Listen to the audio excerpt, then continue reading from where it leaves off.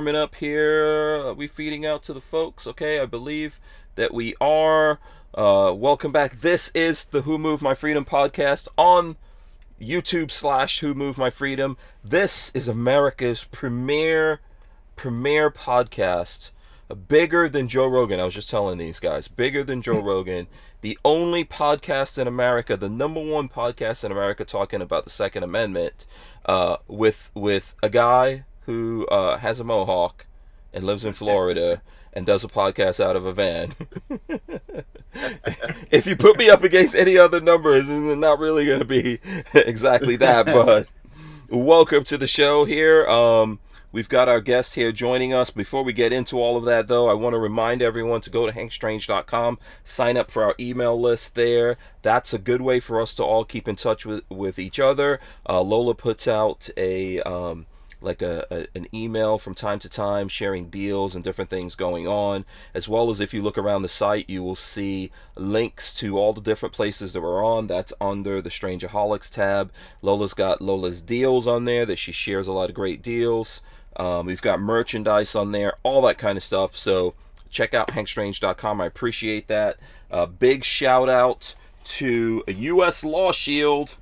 Check that out. I think, well, at least some of us today are in Florida, and we just partnered up with U.S. Law Shield, so you can check the description of this video or the podcast if you're listening to it. And they sent me this Florida gun law, Armed and Educated, very thick book with laws of Florida in here. If anyone needs this, you're gonna have to see me in person. If I see you in person and you need one, you got one. I don't think I'm gonna actually mail it out to anyone because kind of heavy. Yeah. We got to save our postage money and buy bullets instead. All right. That being said, let me smash the open here. Let me load up my guests actually into the monitor here, and we'll get going here on the show right now. Welcome back to the Hank Strange. All right, guys, welcome back to the show. Make sure you of the smash the Walther subscribe button, hit those thumbs ups, ring the bell so you can be notified every time we go live. We are live right now. So there's this thing that we do here, guys. So the guys from Live Free Armory are brand new to this. It's called Jazz Hands. Everyone has to do it. There you go. Daniel's doing it. Let me see. Okay, there. Come on. Let's see those tough guys do it. Oh, there you go. Jazz Hands. We are we are live. I hope you guys have your big girl panties on, because this is episode 747 of the Who Moved My Freedom podcast. As I said, our guests. We've got Chris and Armory from Live Free Armory joining us, as well as GunDoctorTV. We've got Daniel joining us here on the show. So there's Daniel. Boom. There he goes. What's up, Daniel? How's it going? Good. It is going great. Good to see you back here, man. It's been a minute. It's been a minute. I don't know if we've done this year yet, have we? I can't. No, we haven't. Okay. Happy New Year to you then. Yeah. Yes, and here they go. Here's Chris and Armory. We'll have to probably get them like a little bit better situated, or at least we'll get Chris situated when we split screen here. Welcome to the show, guys. This is the first time. Thanks for joining us. How are you guys? Yeah. Welcome. Doing well, thank you. Great day. Looking forward to it. Yes, absolutely. Okay, so for the folks out there who don't know anything about Live Free Armory, can you give us the rundown? I'm going to start with you guys are in Florida. Yes, sir. We're in West Melbourne, Florida. Originally, we started at my house. We're that American story of you had an idea, you started in a garage, next thing you know, you have 60,000 square foot. Wow. And that's us. That's awesome. That's awesome. Yes. So we're going to get to know these guys, as well as we'll figure out what's going on with GunDoctorTV here as we go on in the show. A big shout out to Barnauls. I forgot to mention Barnauls is sponsoring the whole podcast. We appreciate them. I've been cherishing this box of 9mm subsonic from Barnauls right there. Check that out. So they've got, let me see if we can get that on the camera. Boom, there it goes. They also have 300 blackout as well available for all the folks out there looking for 300 blackout, which I knew there's a whole bunch of them. So next to impossible to find right now too. Huh? Next to impossible to find right now too. Yeah. It's good to see he has it available. Yeah. Yeah, so I think they've got some shipments or something that's coming in. I was just reposting it on Twitter. Who? Any of you guys on Twitter here? Who's on Twitter? Anyone have a Twitter? Okay, Daniel's got a Twitter. Live free Armory. You guys are not on the Twitter box? We're a little archaic. No Twitter for us. I think No? Instagram, Facebook, and our own webpage Yeah. as far as YouTube channel. Okay. Okay, listen here. Can we? I don't know if it's possible to adjust the camera. Can we adjust you guys' camera a little bit so we can get like at least one of you in the box for the folks out there that are checking this out? I don't know. How do you get in the box? Yeah, go in. Okay, go the opposite direction. A little bit more. Look at that. Right, no, you went too far. Okay, there you go. That's good. Right there. Don't move it anymore. Good. See, there you go. I mean, Armory is a man of many talents. Big talents, yes, Yes. sir. Now he's a director of photography, just by moving that camera. Yes, I am the camera monkey. I carry all Keith's equipment and move everything around for him. So Yeah. not far off. Yeah. So okay. So you guys, you're saying you started in the garage. How long ago was that? In 2014, I got a visit from ATF who told me that I needed to go legit because apparently I was doing things that maybe I required a license for. Yeah. And taking the hint, Mhm. we went ahead and obtained a FFL in '07 and just started doing what I had been doing, but I guess properly, and wanted to grow it and scale it. And honestly, I needed assistance in that, and I ended up getting a business partner who has multiple degrees, but one of them is in aerospace engineering, and he comes from a bloodline of manufacturers and engineers from the Northeast, Ruger and SIG. And we decided after working a couple of years together that we should start our own place. And we did. And Okay. He swore he'd get into manufacturing. He'd never owned a machine. Mhm. And with time, I was able to break him down. And now we have a lot of machines. Okay. Cool. Is that Armory that's your partner, or? My business partner isn't Okay. in the building now. He's a younger fellow, very fluent with Mhm. programming and operating every machine, doing really anything. He's just brilliant, but it's what he was born and raised to do. Okay. Okay. Yeah, I suckered into the company. Had recently retired from being a cop after 30 years. Was just Mhm. looking to chill, and then one of my former sergeants from my platoon, I was a retired lieutenant. He said, "Hey, let's go meet some guys. They make guns." And I was like, "Oh, I like guns." Mhm. So my first meeting with Colby and Chris, they were on a floor with a 308 torn apart, BCG in pieces, and going over an issue or problem. And then my introduction was, "What do you know anything about this stuff?" I said, "What's the problem?" Just happened to know the answer. It was one of those fluke days where everything fell into place. Mhm. And that started a conversation, and I ended up being a part-time armor builder for them. So Wow. that's Okay. how- Cool. Now I'm number 2 in the company. I'm actually employee number 3 Wow. So- Okay. company, and I fell in love with the company, fell in love with the idea, fell in love with what we do. So I mean, I'm all in. I am Live Free Armory in a sense. Awesome. 'Cause I'm You know what's funny? So I know you guys we were just talking about Twitter. Who was it? Hold on, let me go back here. Someone here, I don't know. Valkyrie417 says Live Free Armory is on Twitter. It's LF Armory, so at LF Armory, which I think I can. Let me see if I can run this in. Boom, there you go. LF Armory, there it is on Twitter. I'm following it, you guys, right now. So You're- there you go. right because we just hired an internet sales guy, Mm-hmm. and he asked us if we had a Twitter account, and I said no. So he got us on board with that. I just remembered that. Yeah. I think it's important to be up on Twitter, right, Daniel? Absolutely. Yeah. Utilize the tools available. Yeah. You know, I mean, look, before they kicked Trump off of Twitter, he was just about to hit 100 million followers. Wow. Yeah. Is there any truth to Trump coming out with his own social media platform? I think he's looking at it. I've heard that he's definitely looking at it, but he has to find something that he could buy into or partner up with, because building that, I mean, you know, building social media from the ground up is not easy. So, and he doesn't like to lose, so. Large investment. That he would have the kind of followers that enjoy freedom of speech, that enjoy not being censored, that enjoy the opportunity of entrepreneurs, would all on his website with a sense of freedom, which is what it's all about.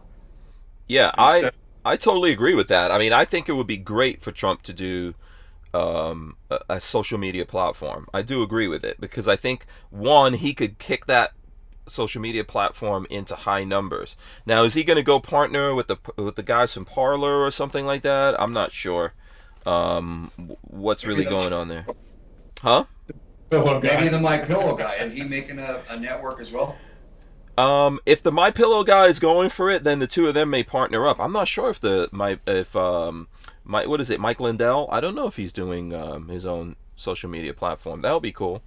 Also, someone needs to do a social media platform that that's more free than the nonsense that's out there now. And I know there's several of them. The big thing I always tell people, if they don't build a modern social media platform and then something built off of like where the backbone is blockchain or something, you know, and what I mean by that is the servers need to be off of Google servers or Amazon servers or any of those other big companies out there that are social justice warriors, you know, because that's how you're going to get shut down. That's what happened with Parler. Yeah, well, out of curiosity, before we went live, we were discussing, hey, you know, we're being censored, so no showing of guns, no anything like that. Do they go as far as, if you become critical of them, if you badmouth the YouTube itself, do they censor that? With, you know, if you question why are they playing God on this, then do they take that to heart as well? Does YouTube? You want to take that question, Daniel, before I answer it? In my experience, no.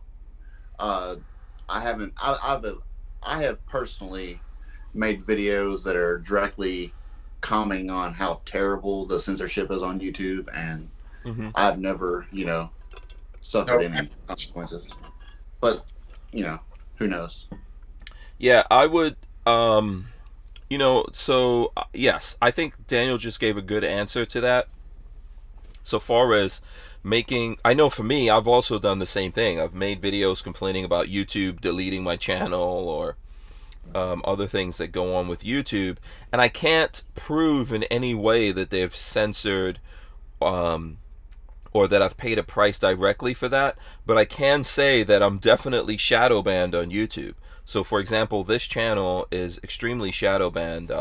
People are always telling us that they don't get notified when we go live, even though they're subscribed and rang the bell and did all the different things. And then the same thing with my main YouTube channel.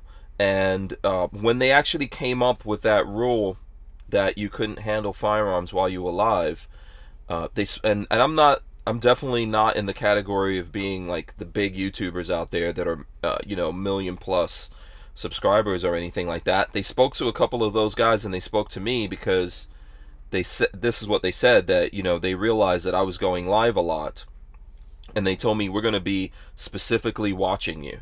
And I think we've seen the evidence of that they are specifically watching us, and also at the same time we're shadow banned. Did they at least subscribe so it would raise your numbers a little bit? No. Yeah, they don't. They're Big Brother in terms of the platform. They don't.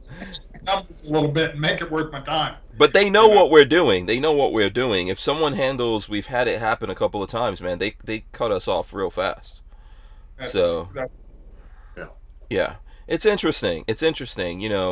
I think it's a overall policy that they have of social justice that's going on with these platforms. So, what was it? I think Project Veritas just came out today with. I don't know if are you guys familiar with Project Veritas? Yes. Yeah. So they just came out today with more undercover video from some CNN producer or something like that, talking about this particular subject. I don't know how CNN still gets busted by Project Veritas, but this guy admitted that CNN engaged in propaganda to make Trump lose. And that they did things to make Biden look better. So this is what we're all facing here, that there's companies that are trying to decide the fate of America. So for guys like us that we're talking about freedom, Second Amendment, guns, what have you, we're kind of like the enemy, right? If you're conservative, if you're right leaning, whatever boxes they want to put you in. Yes.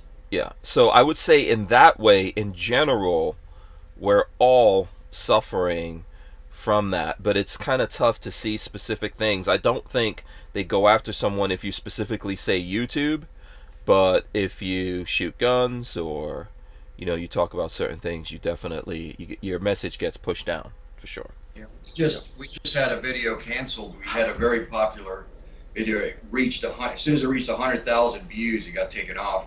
Mm-hmm. And Heath Gleason, our creative director, he spent a lot of time animating a video on building an AR-10, a 308 platform, because when you see somebody filming it, it's not the same thing as an animation where you can focus on the parts and where it goes. So it was a very nice video. I mean, it wasn't anything other than how to build, and they took it off. They said it violated the policy, and boom, gone. Yeah. I think that a lot of us see that. I know they have specific policies against you showing how to build guns. Yes.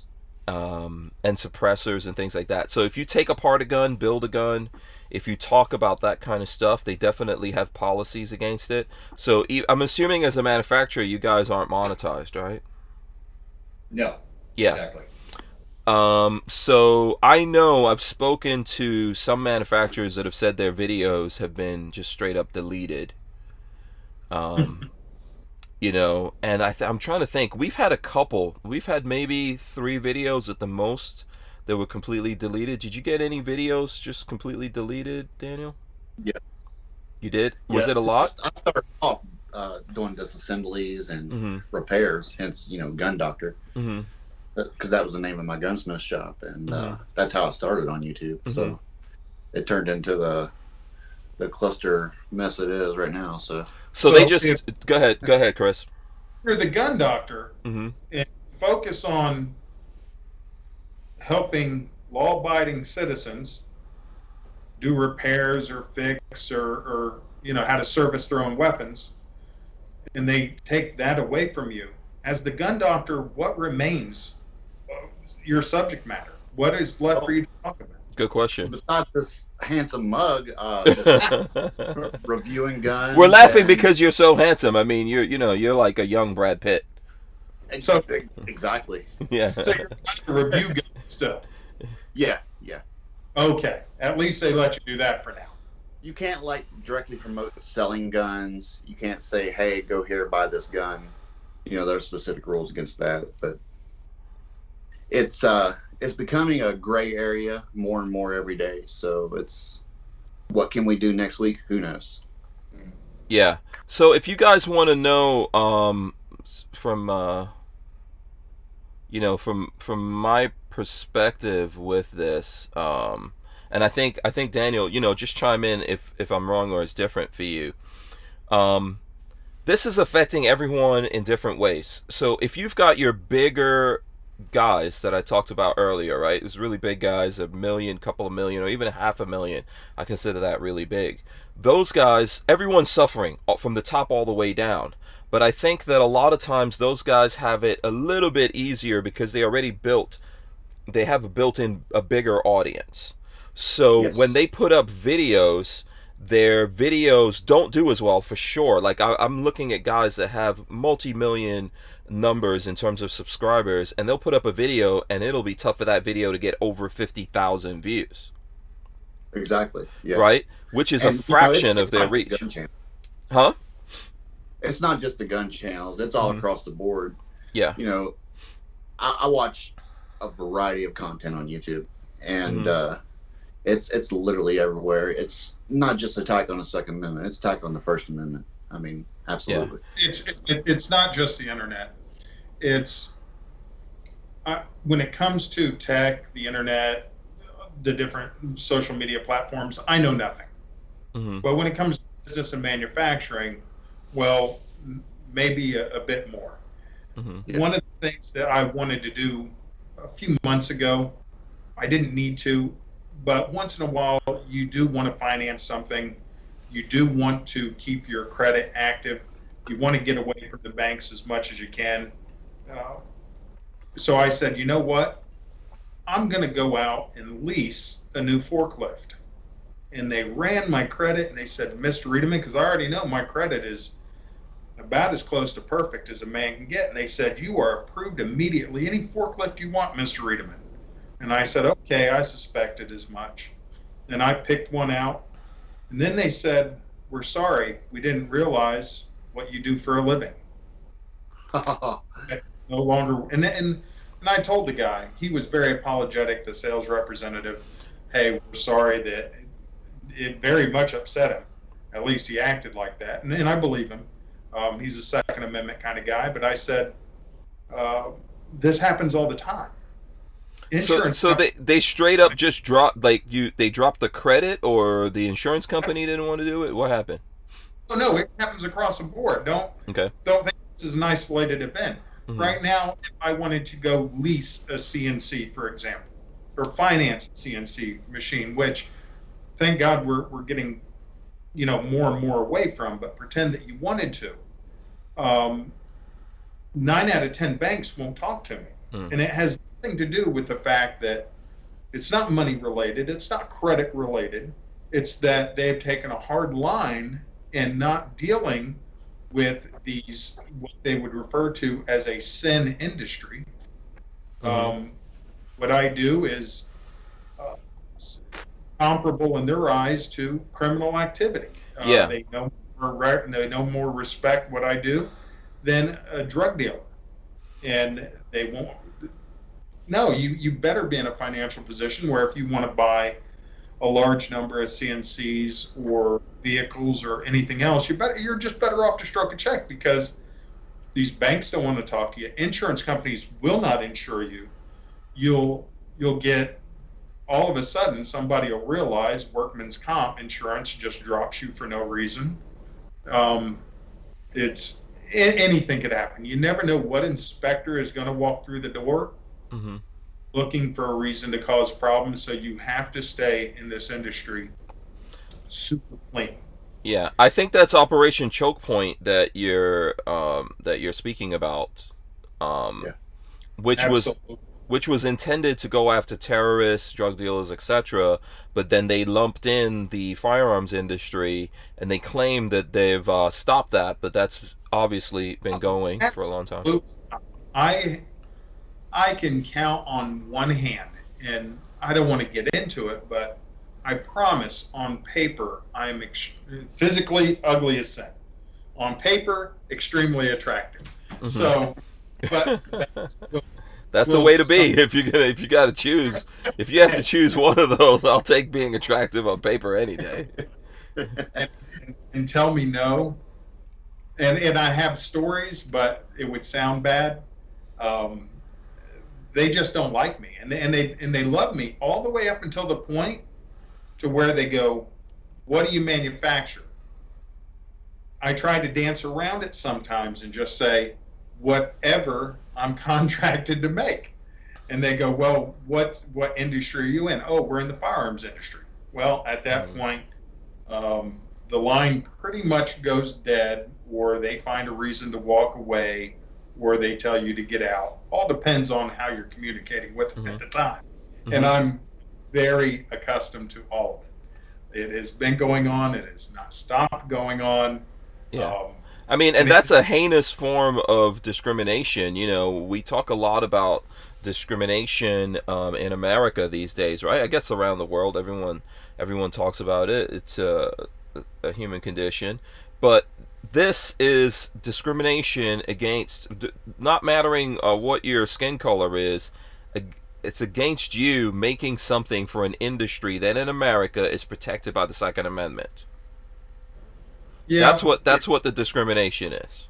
The social media, the news networks, they're all making it out to be, I'm operating almost in a loophole of it should be illegal, it's just not.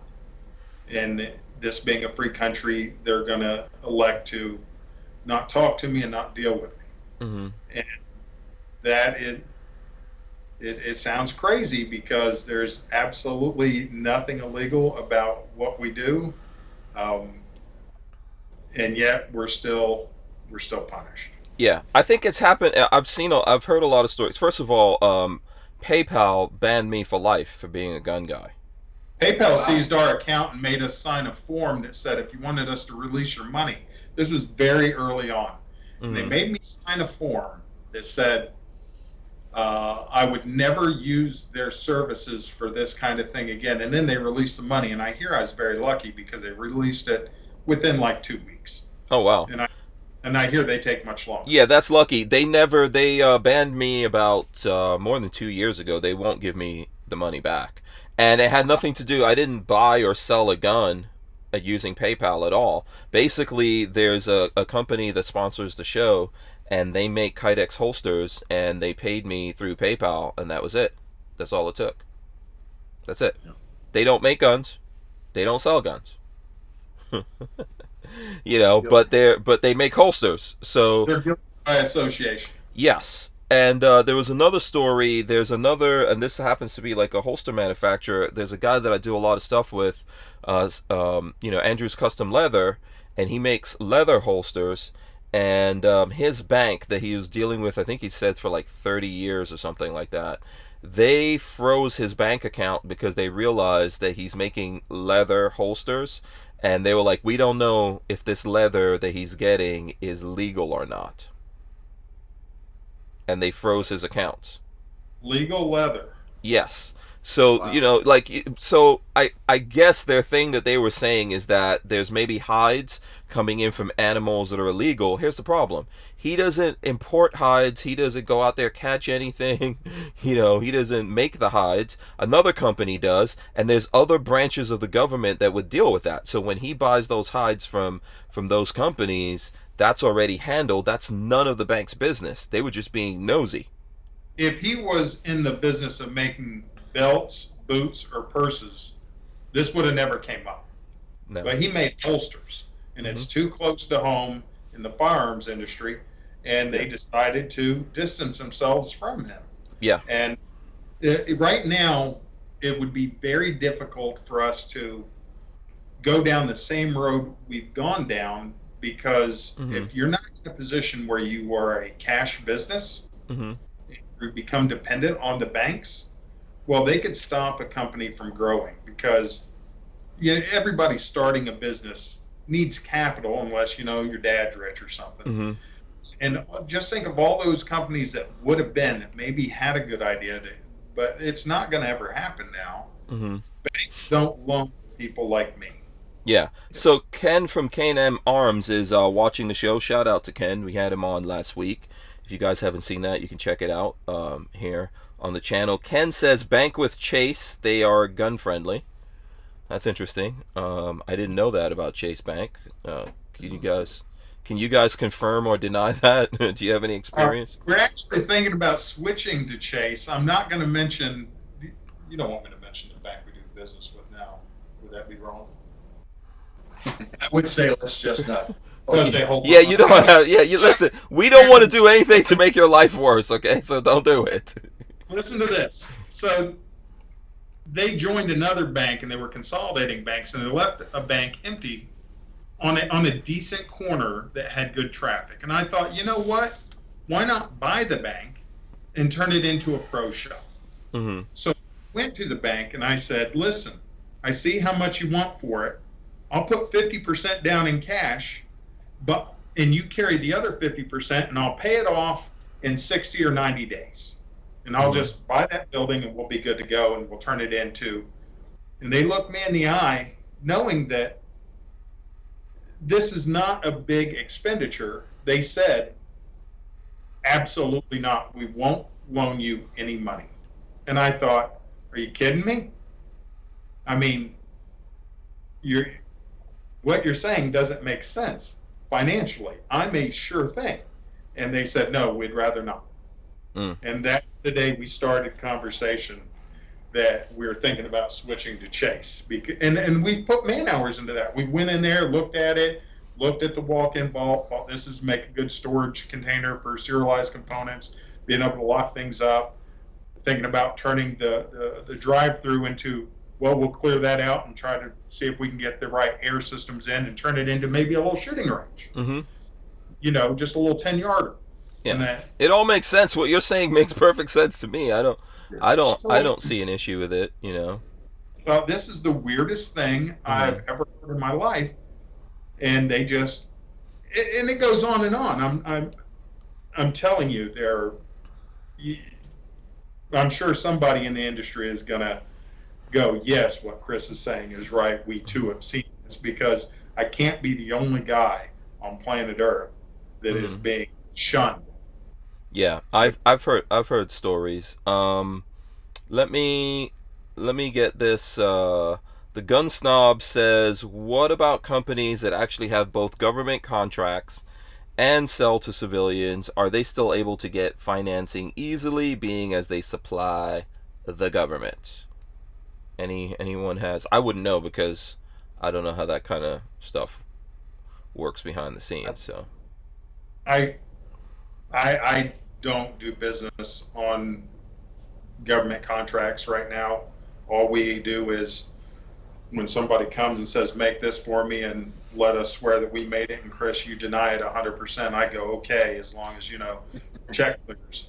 And then we make our own stuff. That's really all we do. Yeah, so you guys are an OEM for other companies out there, which obviously you can't discuss that, right, publicly.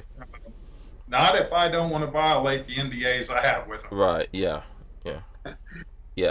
And we wouldn't want that. Some of them might be watching right now. It's kind of funny. You look on YouTube or somebody shows it to you, and they're doing comparisons of different products, and they go, this one's better than the others, but you make both of them. You know what I mean? And but swear they come from two different companies. It does be funny. Yeah, I promise you that you've seen our work. Oh, I'm sure we have. Yeah. I would say there's not a lot of companies. I'm not saying it's like I'm not saying it's anywhere close to like just being 3 companies that make everything, but you know, there's more companies that put their name on stuff that they don't make than companies that actually make stuff. Absolutely. Sure. There's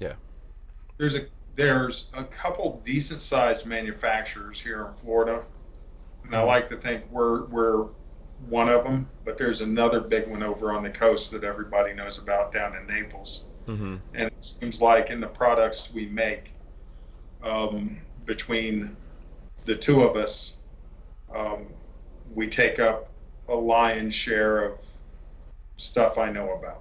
Okay. Yeah. And you know what? I don't have a problem with that. I think it's a fine practice, you know, for people to put their brand names on things, as long as they're not trying to pretend that they're the ones actually making those things. No comment. Yeah. No, we can't have that conversation. I'm not. Yeah. Well, look, there's a lot of guys. There's a lot of companies that might be in the business of selling things, but they're not necessarily in the business of manufacturing anything, you know. So I know you guys can't talk about that, but you know, I could definitely talk about it, I guess. As, Oh yeah. I don't know if it will touch. I don't know if it's going to touch off any nerves with you guys. But look, I like Spike's Tactical, right? I like Spike's Tactical stuff. They don't make anything. They assemble stuff. Yeah, I know. Yeah, and they're I've got zero beef with that, right? The Brownells is a big company. Brownells doesn't manufacture anything. Right. Absolutely correct. There are a lot of guys out there, though, who love to think they're going to create a name brand and a name for themselves. Mm-hmm. I don't know why. Maybe it makes them feel like they're better off to say that they made it into themselves. It's made in house, and I don't care. I don't care what you tell people, as long as you're doing well. You don't, as long as I'm not getting lied to, and as long as I'm not cheated, that's okay. Yeah, Daniel, I sent you wanted to chime in here. Yeah, I mean, I know firsthand of some AR companies that are on the higher end, and their parts are manufactured by a lower end manufacturer, and I know that knowledge firsthand. And yeah, like you said, it's all over the industry. Yeah. Oh yeah. Yeah, that's been practice in not just the firearms industry. I think that's been practice in lots of industries. Absolutely. So I think ultimately it comes down to, what kind of, like, how do you stand behind your product, and do you take the time, do you pay the extra to get this made properly in the first place? And then even the manufacturing sometimes is not where the biggest issues are. I think a lot of times the big issues are when you assemble those things. Especially if there's people. But you guys are the experts. That's why we have you all here. I love Polymer 80 because they're a driving force in the industry. But they do bring up some unique challenges when, the guys are in the garage with their DeWalt drills, cranking them out. Sometimes, hey, it's why is this ejecting a little to the left when it should be ejecting to the right? What's this? What's that? And there's just a lot of things that can go wrong when and especially, I do hate this. All the components that are being imported right now from China, especially in the Glock market. The AR market's no different, but we're just being flooded with it, and it kind of sickens me. Men parts. And parts. They're everywhere. You get away from them. And especially, I know where to go and see them in the containers marked, and they don't come from China. They come from Taiwan, right? So they're quick to say, no, these didn't come from China. Yeah, okay, they came from Taiwan. You can look at the shipping container with the import stickers and everything else on it, and you know where the parts are going because you just do, because I have access to their offices. And then you see them on those websites, and it says Made in America. And I know where it got shipped from, and I thought, this is crazy. How do they, so riddle me this, how do they get away with that Made in America claim? Is that just like a technicality? Do they finish something? They don't finish jack. I have no idea. They buy the parts and sell them, and it's everywhere. Once you hey, I have a little store on the internet, and I'm a guy at home and I want to make some extra money. So I source these components from Jim, Joe, whoever. Ship them to me, and they said they were made in America. They're made in America. And they market as such, and they sell it as such. They have no idea that stuff came directly from, I can't even remember. Do you remember the name of that? Formosan Arsenal that's straight out of Taiwan. Formosan, okay. Yeah, I think it's Formosan. Formosan Arsenal that's flooding the market is one of them. Right now, you can buy. Yeah, you just said that to Armory, but you're like, do you remember the name of that Formosan arse. What's the name of that Formosan? No, I'm just teasing you. You know, and companies like that are bringing them in 100,000 at a time. Mm-hmm. And you can look at their slide completion kit, and look at it at 50,000 other dealers in the U.S. And they're saying no, man, this is American made. That extractor looks like it's made from chewed bubble gum. That mem is garbage. Yet you're throwing it in a kit. And look at Gun Doctor shaking his head. You know what I'm talking about. Yeah, he wants to jump in here. Go ahead, Daniel, jump in. Yeah. What's your take?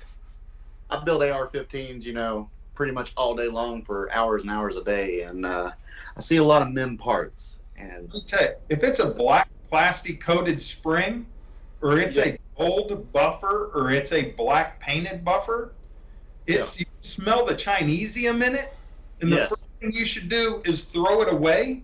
There's a reason that you have 3 individual weights in that buffer, and they're supposed to impact each other in a certain way when it comes to a stop. Not poured lead into it or poured, any other kind of junk metal from China that they were looking to dispose of, and instead of paying to dispose of it in China, they sold it back to us in buffers, and we're dumb enough to buy it. And then people go, you know what? I want to build a quality gun, and I'm going to buy the cheapest parts I can from somebody who has no idea where they came from, and I'm going to put them in my gun, and then I'm going to defend my family with it. Right. Mm-hmm. It just doesn't pass the lab test. I can't say the manufacturer, but there was one night we were building the guns and test firing them, and we had a bunch of flash hiders blowing in half. Oh. And you look at the cross section, it's just, you could tell it's cheap hot metal. Oh, absolutely. Yeah. Impurities in the metal that cause weakness. And Absolutely. We got conned one time early on with some crush washers, and they were supposed to be American, and then we started tightening those bad boys. They were like, Yeah, they just snap, and it was like, what kind of crush washer is this? You should at least get 1.5 rotations out of a crush washer. Yeah. We say we're cracking in half at a one quarter. rotation, quarter rotation. Yeah. You couldn't get 1 rotation out of it. So, and I said, okay, now I know that guy's a liar, because we don't make crush washers here, and the industry's full of it. And today, people want that low-priced AR or that low-priced Glock, and they don't want to pay for American-made parts that are guaranteed. This is from U.S. certified steel that can track. I get phone calls, and and think about this for a second. We use, when I say we use a lot of steel is I could have it quantified if I called somebody in here and said, how much steel do I buy? But it's by the semi-loads. And I get calls every week that go, Chris, if you're willing to buy foreign metals, we can save you X amount per pound. Well, let's just say it's 50 cents a pound, and say that you're buying 10,000 pounds a week. That adds up pretty quickly. In a month, you're knocking out 22 grand. You can go buy your kid a Honda Accord every month and pay for it in cash just from the savings on the steel. We haven't even talked about aluminum. Yeah. I tell every one of them, go to hell. Yeah. I do business with a company called EMJ, and every week they bring me my steel from Michigan with certifications that it comes from the U.S. And does it cost more? Yeah. Does the aluminum cost more? Yeah. But when you run over that thing, you don't find any sand in it. You don't find any impurities in it. It's just good aluminum. And you're supporting U.S. workers. This is all I like. Steel and aluminum from U.S. mills. Mm-hmm. That's all I want. Yeah. Let me get this comment in here from Ken from K&M Arms. He says, that's why you have to buy crush washers from the guy that makes them. Same as the flash hider, I buy them from the guys that make them. For the folks out there that are listening to this, like what kind of guidance can you give to people to make sure that they're not getting these things? Obviously, if you're getting something really cheap that's like half the price, that's an obvious clue to that. But what else can we do? Just do your research. Yeah. Okay. That's I'll tell you what. When a guy tells you he makes them, shouts out to Google Earth.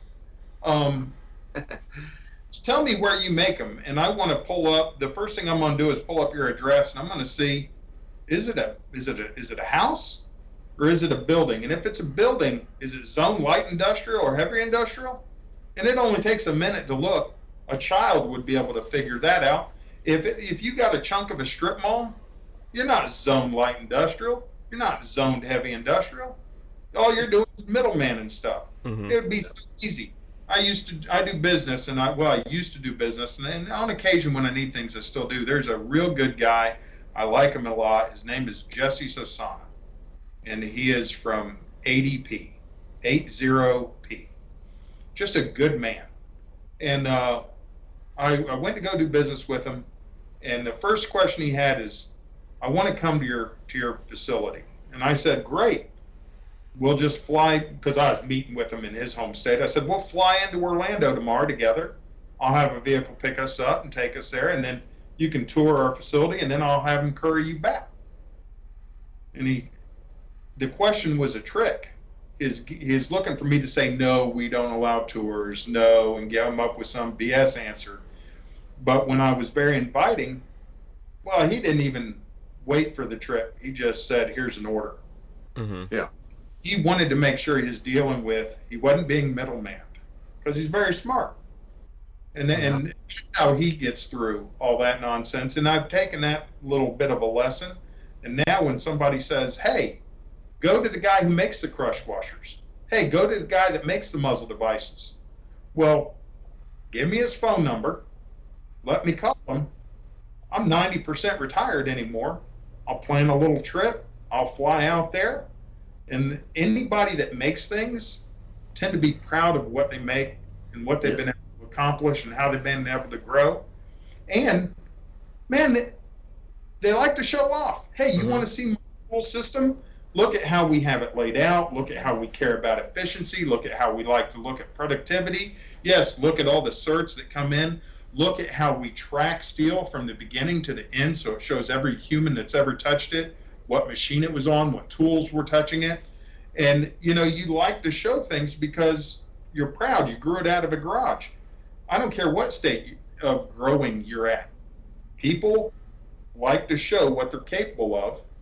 So anytime you hear, hey, buy it from the guy who makes it, vet the guy who made it. Spend 10 minutes, look them up, or just plan a trip and go there. And if you're going to be putting in a big order, plan the trip. Mm-hmm. Yeah, go ahead, Daniel. Oh, no, I was just listening. Yeah, agreeing to the wisdom. Absolutely. Yeah, that's definitely wisdom there. I see, there's actually a lot of comments about this here. So, who makes crush washers? Who makes muzzle devices? Who makes those things here in America? Are there a lot of people or a few people? I don't know of a single one. Okay. How about you guys? I don't. No. I'm trying to think. here. Wait, let me see. Have I seen anyone actually machining out those things? I'll tell you, I think muzzle devices. Yeah, I think I've seen muzzle devices being machined. Well, no, they also make some other odd things that you would think made overseas, but they really do make them. Mm-hmm. Is this company called Rex Selenium? Okay. It's Silencer King. They used to be. But we had him on the show actually. Okay, they make stuff. Okay. And you nose around long enough, you run into these people that make these things. Yeah. And legitimate. Yeah. He's very He's a very smart guy.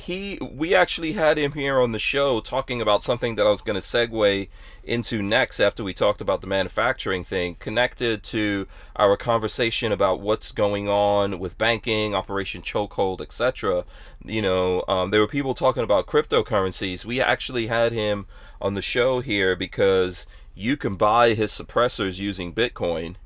And then there's a company that I've been doing a lot of stuff with called TUSC, TUSC, which is a cryptocurrency for the firearms industry. And when we first had TUSC on the show, they sponsor the show now actually, and they pay us in TUSC crypto, which is pretty cool because I'm able to that makes me vested in the whole thing.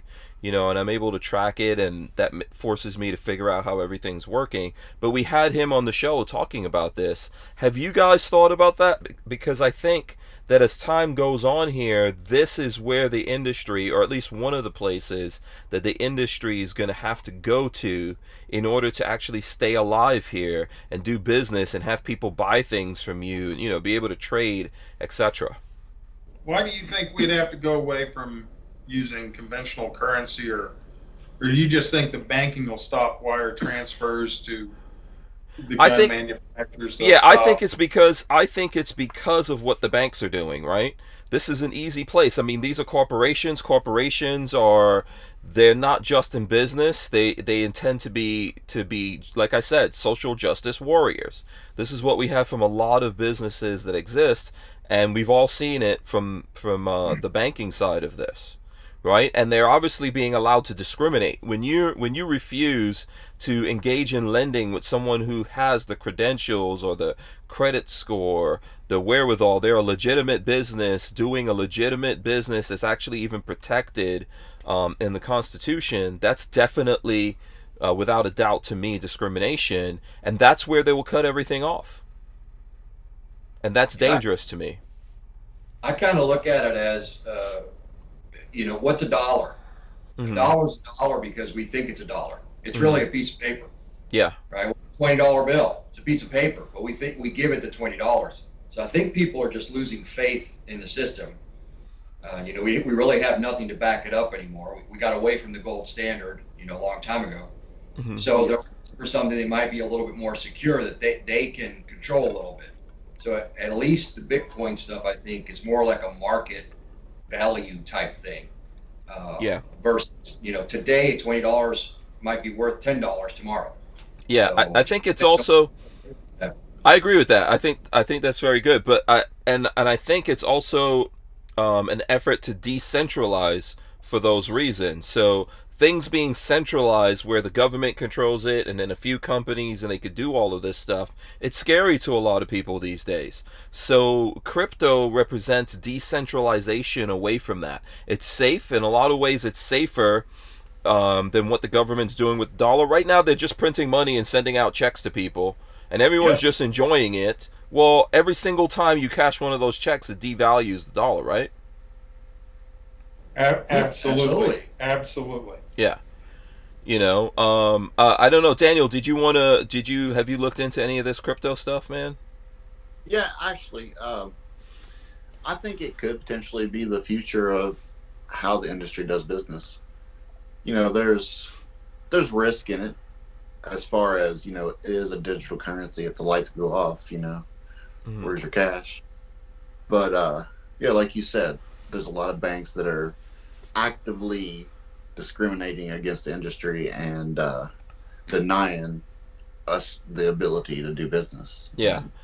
I think it's a good go around and at the least a good backup plan. Yeah. For a lot of us, our money is in the banks anyway, so if the lights go off, it's digital. Our money's digital anyway for a lot of people. Yeah. All my money's in ammo, so. It's in ammo? I wish I had enough money to be able to afford ammo right now. I wished I was in the primer business right now. Yes. We need more people in America in the primer business, obviously. Yeah. I think that's the thing. So look, here's one of the things I think about crypto, that I think is really important. And I'm not trying to pretend I'm an expert. I usually have Rob McNeely he's the founder of the TUSC Cryptocurrency. You know, I have him come on the show and he could talk about all this stuff. If you guys are interested, I could always connect you. Anyone who's interested in this can Google or search on whatever search engine you use, TUSC Crypto, and they've got a lot of things there and ways to communicate with them. But I put it like this: if you go back in time to people who came to America, right? So when the Irish came to America, when the Italians came to America, when people like my family comes to America from the Caribbean, banks don't want to lend to them. Think about that. So what do? They get together. This is typically where mafias come out of. I realize that that's, you know, looked at as a bad thing. But if you're an Italian immigrant and the banks won't lend anything to you, you go to the mafia don or whoever over there, and they go, okay, we'll you know, we'll lend you this money to start up this business, and you pay it back. This is how communities were built, you know. And the Jews, they all take care. When you get into their little Chinatown, still does. Lots of people do this because this is where you could go to when, you know, when you get closed out like this. This is what happened, right? This is what happened to a lot of these different people. There was discrimination, etc. So this is the thing I think about the firearms industry, that if these discussions are being had, they're being had very privately. You know, they're not really being had openly in the firearms industry, except maybe in formats like this. But this is what we need to do. We need our own ecosystem, not like a tree hugging thing. Whenever I say that to people out there, they're like, oh my God, you want to save the planet?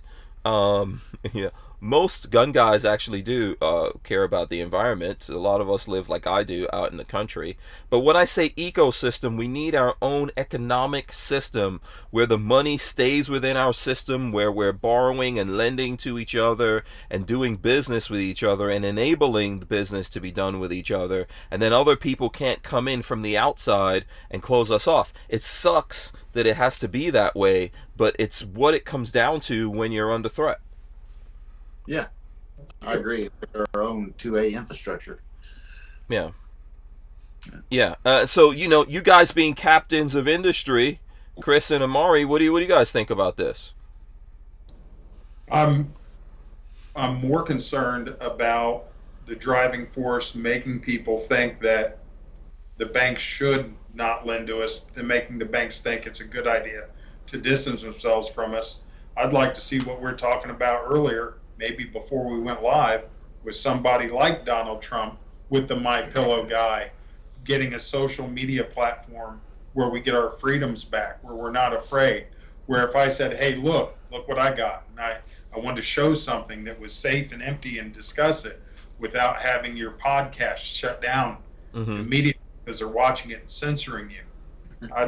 I think that if we can not attack a symptom of their social media, but rather just start our own. I think I tell you, they'd fall in line. If Donald Trump had his own social media platform and his 50% of America went to it, banks are money hungry. They would follow suit. As soon as they see that it's okay, they would fall in line. Do you really think that's so? I mean, I would assume that right now, if Donald Trump was just from like Donald Trump on his own saying, hey, I'm going to start a social media platform, the easiest way for them to shut them off is through the banks. If you go back and do an autopsy on what happened to Parler, literally, it was an organized destruction of Parler. Their own lawyers dropped them first thing that morning. If you go back and look at the Parler guys talking about this, they got dropped from everyone. They got dropped financially, they got dropped from servers, their lawyers, everything. Everyone pulled out. And I think what you're saying is a good idea. It would have been easier to do in the past. But in today's world, when these organizations get together and go, we're not going to let you in, when the media is sitting down and talking to the banking industry, and the banking industry is talking to the guys that have the big servers, and even the the politicians and the lawyers, and everyone's sitting down at a table and going, how do we get rid of these people? That's a problem, and that's probably why up till now, we're in April, we have not seen Trump come out with that platform yet, because the actual doing of it, if it involves money, there's probably a lot of people that don't want to give him money. Twitter permanently banned him. Facebook permanently banned him. That's a president. That's an ex-president of the United States of America. So it's not far-fetched to think that there's other entities out there going, no, we are not going to fund this. We're not going to allow it to happen. You're making 100% sense that they would go, why wouldn't we want half of these people? Why wouldn't we want to be involved in that business?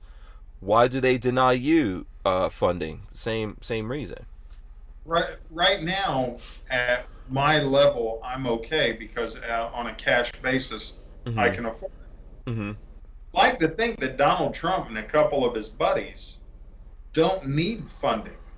You'd like to think that they could tackle this out of pocket. And if they success on it, you think it's too much? Well, so for a long time, if you actually look at the kind of money that Google, we're right now broadcasting live on YouTube, right? And YouTube is owned by Google. If you ever look at their books, they lost billions and billions of dollars for what is it, like at least 2 decades or approaching 2 decades to build up YouTube to what it is as a platform. Same thing for Facebook and other platforms that exist out there. Tremendous amount of money. You can't, like, even if you win the lottery and you win $100 million, that's not enough money to actually fund a true social media platform. Down. Huh? You'd think a few billion would get the job done. Yeah, but do those guys actually? I mean, this is from my understanding of how people do business. Even if they have it, do they actually put it up? Because you're gonna burn through that, And if so, for example, if I was Trump, I wouldn't do it because I'm everyone's enemy. I don't think it's right. I think it's one of the worst travesties that I've ever seen befall America, where they actually think it's okay to take an ex-president and just marginalize him at every turn. Okay, I'm with you on that. But this is exactly what we've seen. So if I had $1 billion, I wouldn't try to take my money and put it there because those guys would be like, oh, come on, man. We will help you burn that $1 billion down to nothing. I think it's better to leverage something and at least partner up or put some kind of thing together. But do these guys actually put real money on the table? And we're talking for this kind of stuff, we're talking an incredible amount of money that it would take to actually build out a network. So I'm not educated on that and completely ignorant, but I thought $1 billion would still get you a lot here in the U.S. Sounds like with social media, maybe not so much. Yeah, I don't think Parler had it. So what Parler was basically doing, I think their servers were Amazon. That's the most affordable way to get into it. And listen, there's a lot of guys pretending to have platforms. And I spent a lot of time looking into this and doing things behind the scenes when it comes to these platforms. There are a lot of people even today pretending that they have platforms. And really what they have is some kind of agreement with Amazon or some other company that's a server company. Yeah. Yes. But the minute that becomes popular, that can all be shut down. That's the case study is Parler. So they didn't really own their backbone, which is the servers. They lease this server access from Amazon, right? So a couple of things happened. Apple and Google got together and said, we are going to pull your app from the store, so there's going to be no connection there. And then the servers also turned around and said, we're not going to allow you. You've got, I think it's either 24 or 48 hours to back up your stuff, and then we are pulling the plug on that server. That's where the real money comes into play, and that's why Parler went down. And then even when they came back, they made drastic changes, including kicking certain key people off the platform. right? So they had to make these deals. So the true kind of freedom that we're talking about here, I don't think if you're a guy sitting on $1 billion, you have enough money. Yes, Well, I don't. let me ask you the $64,000 question then. Mm-hmm. So I'll use this term lightly. So in this fatalistic view, then how do we come out of it? Because there's no way to come out of it. Right? What I option? think, yeah, I don't think my view is not fatalistic. I mean, it may sound like that, admittedly, but I don't think it's fatalistic. I think that we need to have a good understanding of it, and then be able to not dig our way into it, right? So it's like, if you've ever gone bankrupt, if you've ever had money problems, I know I definitely have a couple of times in my life. What do people always say? Stop digging. That's what we actually, we need to start there. We need to stop digging. It's not necessarily an issue of just pouring money into something, or getting it more into debt. I think it starts with an issue of understanding exactly what it is that we're up against. And this is the reason why I was mentioning blockchain instead of traditional servers, because what blockchain is, and this is my basic, like, rudimentary kindergarten level understanding of blockchain, it's what's behind Bitcoin. So Bitcoin's constantly being verified, right? And that's why it's actually considered a more secure currency than the dollar. So it's constantly being verified by a bunch of computers all over the country, all over the planet. And pretty much people could just sign up, have servers, and the servers almost come together like cloud servers. But it's a lot of different individuals. There's some people who do it as businesses. Some people have more servers connected. Some people just have one, But those people don't care and don't get caught up in politics. Or if this cluster of people did get caught up in politics and they didn't want to participate, they could drop out, other people could come in. So what that allows is that because of that kind of a system, you don't have this one monolithic conglomerate that gets together and says, we will not allow these people any server access. You have it spread out over a bunch of different servers all over the place that are, you can constantly turn on and off and all that. So that makes it more secure. And I'll give you an example. There's an app called Minds, Minds, and it has a light bulb. The guy who founded that was on Joe Rogan, and that's on the blockchain. So shortly after they pulled the plug on Parler, Google and Apple wanted to pull the plug on that. And the reason why they haven't yet, but even if they do, they can't shut that app down, is because even if they pull it, maybe I can't go through there, but their servers are still going to be up because they're on the blockchain. Right. So it will still be easy for me through my phone to have access to that.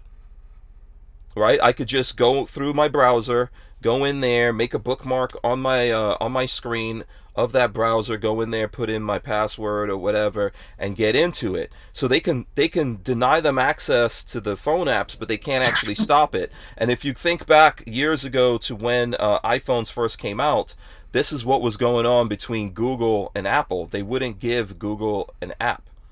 So for me to get access to Google, I would just go through my browser, www.google, go there, make put it on my screen, right? Bookmark it on my screen, and then I would go there, and eventually Apple, gave up and let them have an app. So I think that's where we need to start. We need things like that so that we cannot be shut down. Otherwise, you're going to waste a lot of money and energy and efforts of everyone signing up. What happened to Parler, because we all jumped on there, if people are starting up stuff now and it's 5,000, 10,000 or whatever, low numbers, no one cares. When Parler started hitting millions and millions of people on there, those guys had a meeting, the powers that be, and they said this thing has to die.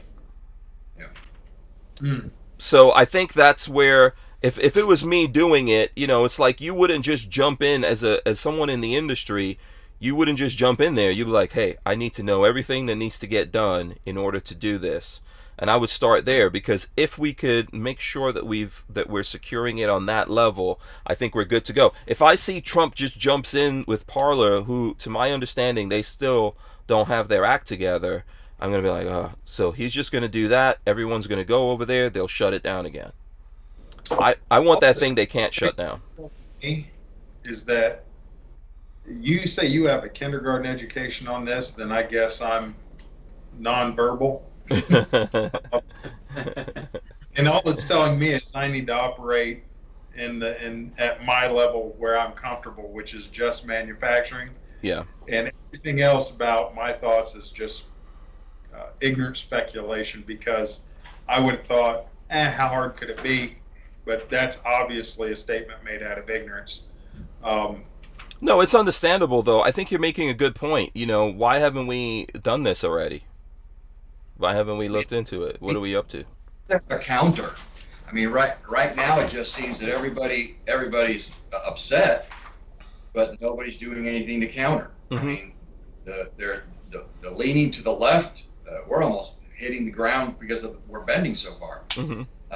But nobody's saying anything. So you can't talk about this, you can't talk about that. You get shut down for this, you get shut down for that. But the other side gets to do and say basically whatever they want. If you control the narrative, you control the outcome. Mm-hmm. So let's have meeting.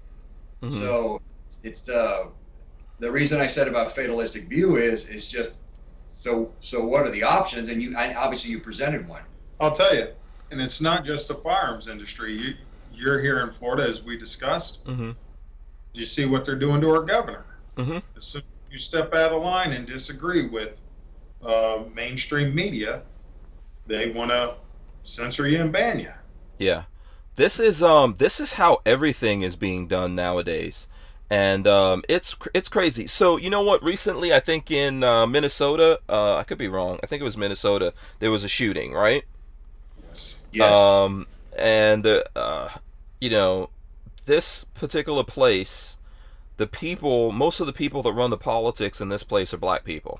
The guy who got shot, black guy. I think the police chief is white. The police officer that shot him is she's white, I think. But the people who run everything are, for the most part, people of color. There's a reason why I'm telling you guys this. So this thing happened. Obviously, something went wrong here.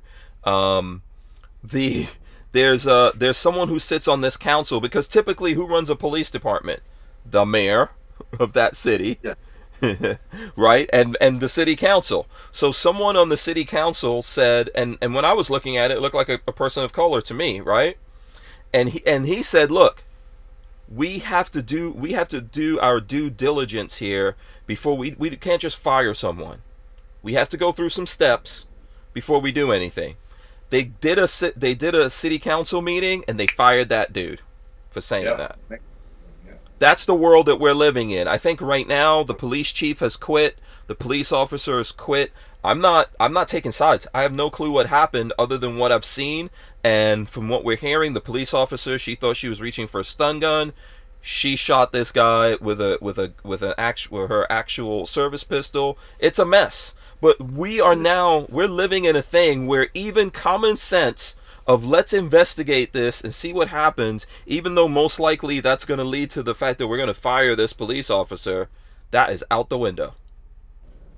Yeah, you get judged by public opinion. Again, it's because who controls the narrative controls the outcome, and then there's a push. Obviously, being a retired 30-year cop, I have a lot to say about this. Mm-hmm. It's everything boils down to training. I wrote an article one time, and it upset a lot of people because I compared becoming a cosmetologist, cutting hair, mm-hmm. To becoming a law enforcement officer. And back then, I don't know what it is now, you needed 2,000 hours of training to cut hair. Mm-hmm. And then you had to be licensed. Right. Well, we go to a police academy, it's X number of months, and I'm not dissing the police academy, I was a senior academy instructor, but you go to that and you get certified. And so the state of Florida puts more impetus on hair cutting than it does the training of law enforcement officers. Mm-hmm. So that's my point. Yeah. You wear your gun on your shooting side, your strong side, and the taser goes on the opposite side so that you don't accidentally reach for it. Under stress, all your fine motor skills go out the door. You go into gross motor skills. You do what you've done all the time. How you train is how you fight. Mm-hmm. So she does what she's always done, because you don't practice drawing your taser. It's just something you do, but you do what? Practice drawing your gun. So under stress, she did what she's probably done hundreds and thousands of times. So I believe she's was on the force a long time. Mm-hmm. So she's done what she's done hundreds of times on the range. And under stress, she reached for the gun. Mm-hmm. Yeah. And I mean, I believe she was talking about it's an accidental discharge. We don't use that term in Florida anymore. It's negligent. It's negligent discharge. Mm-hmm. Because it's not an accident when you reach for your gun and you pull the trigger. No. No. And to your point, due process does work in this country. She is going to be held accountable. She will be found guilty in a criminal and a civil suit because she's at fault. Now, there's no criminal intent that we know of. She didn't try to kill the guy on purpose, so it's not murder. But she is responsible for taking that human life. I mean, think about all the tragedy on both sides.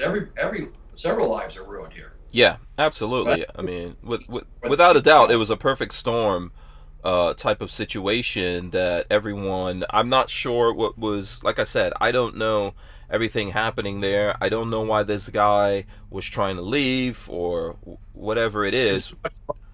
Huh? Did you watch the body cam? I looked at a little bit of that. For some reason, he was. I don't think I got everything in what I was looking at. No. What do you think about it, Daniel? Well, I'm an ex-law enforcement too, so and some of the stuff I do on my channel, I do breakdowns and stuff. Mm-hmm. And she clearly thought she had her taser, and like he said, your taser, it's worn on the opposite side of your body. It's a completely different weight. It's a different operating system. You have a safety that you have to switch on, which in turn turns on a laser, and you got these numbers that light up on the back of your taser. Mm-hmm. So there's a lot of visual cues there if you train yourself properly. Because, like you said, I know I worked with a lot of cops, and even their basic pistol skills were anywhere but acceptable. Mm-hmm.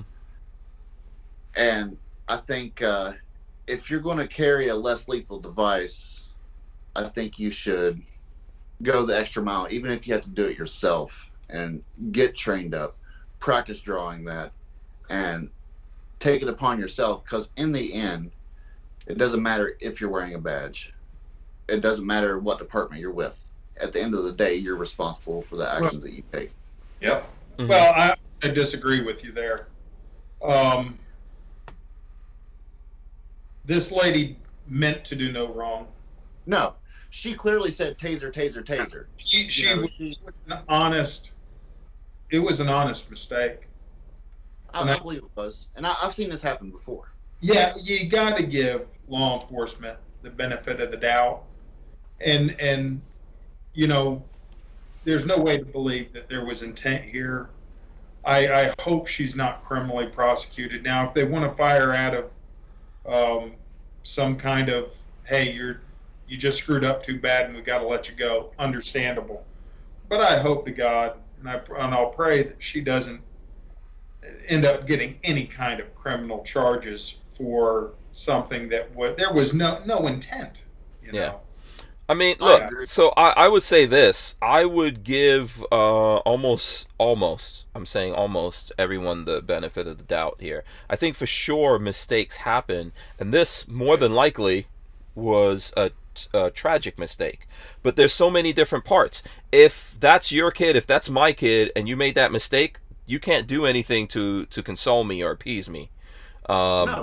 You took my kid from me. You cannot give me my kid back, right? But that doesn't take away from the fact that people make mistakes. Mm-hmm.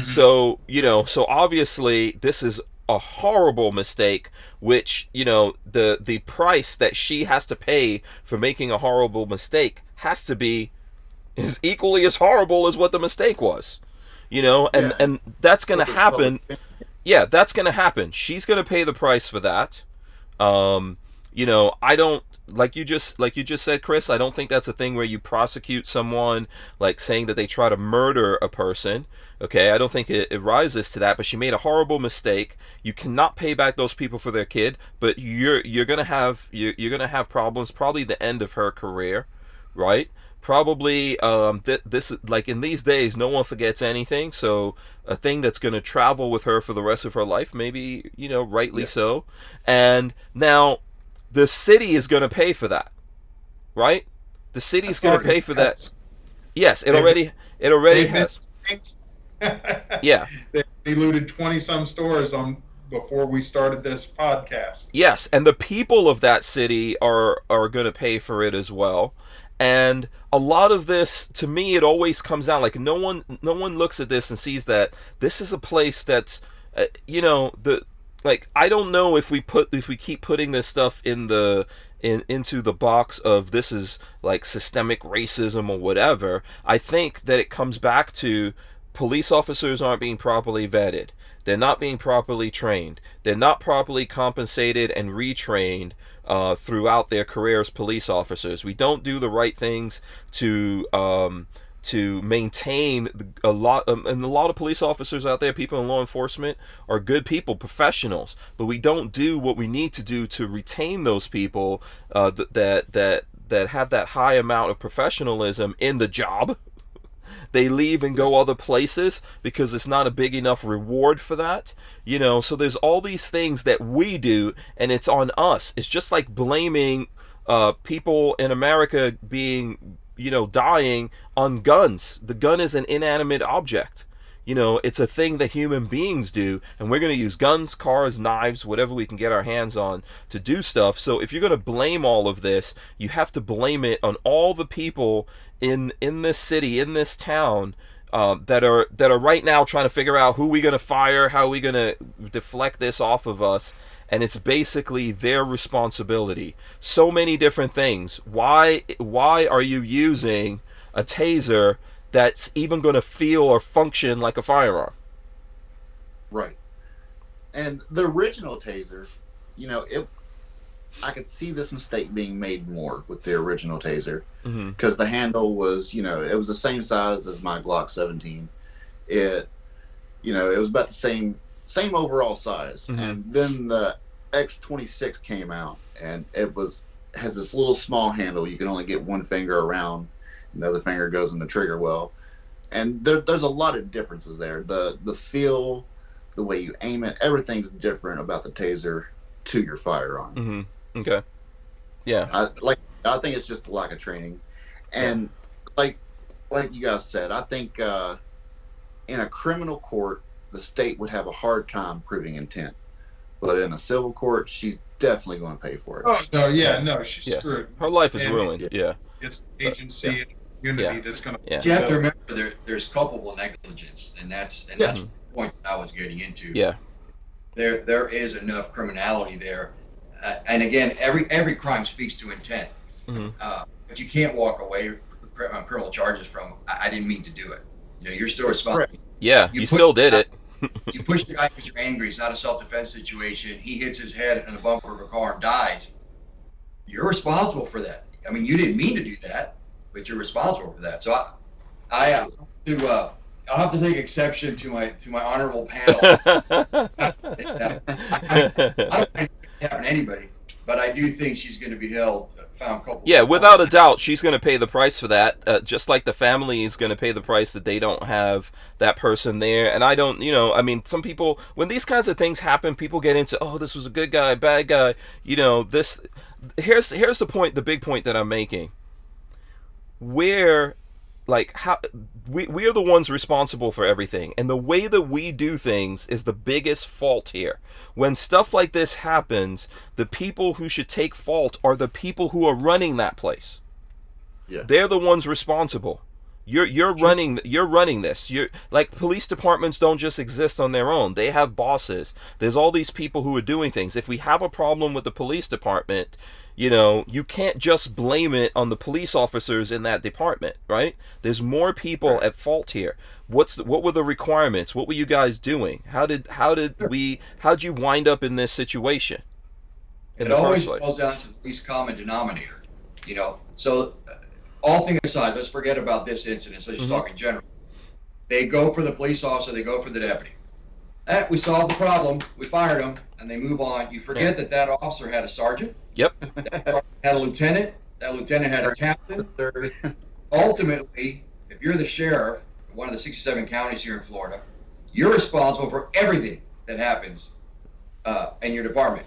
How often have you seen a sheriff get pulled into court and be charged with something or accused of something because one of his guys did it? He's still responsible. Mm-hmm. He's responsible for everything. Yeah. I mean, when I was a lieutenant and one of my deputies did something questionable or whatever, I always called the sergeant in.